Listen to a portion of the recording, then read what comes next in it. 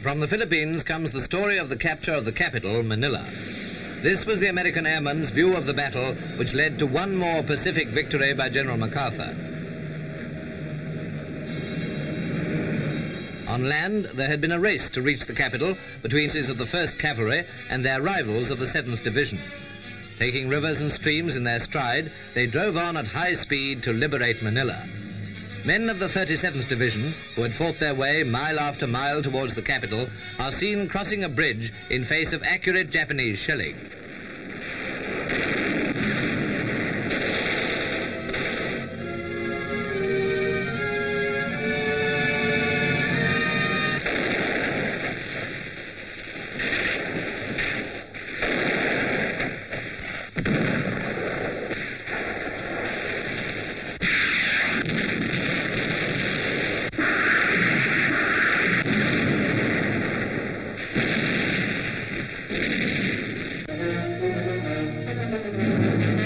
In the outskirts of the city, Americans met a number of negritos, tribesmen of Luzon, who had been carrying on guerrilla warfare with considerable success.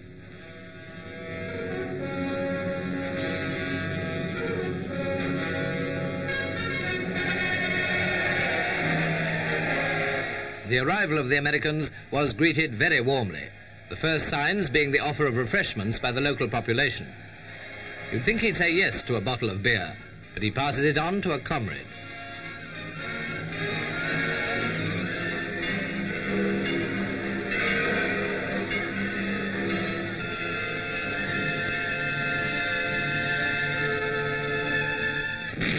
Nearer to the centre of the city, Japanese opposition stiffened.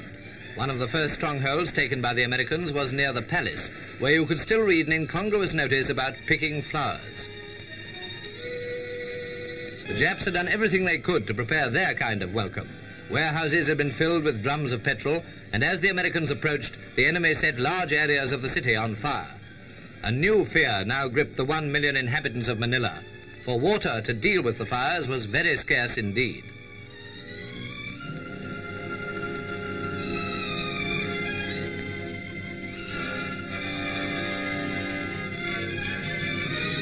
Fires, in fact, were raging, and DAs continued to explode, while the people of Manila did their best to salvage what possessions remained.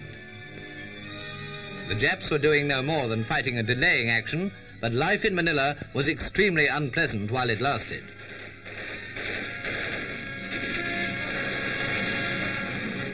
The assault on Intramuros, Manila's walled city, something like Fort Dufferin in Mandalay, was the signal for the fiercest fighting of all.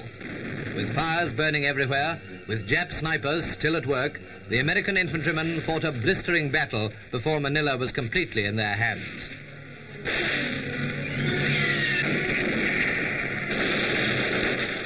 After the capture of the inner city, natives who had been collaborating with the enemy were brought in. The men they served, the Japanese, had lost more than 12,000 dead in Manila, and now the collaborators would be dealt with by the Filipino people themselves. Manila was free again, and the Filipinos once more independent. Here's General MacArthur formally handing over the civil administration to President Osmena.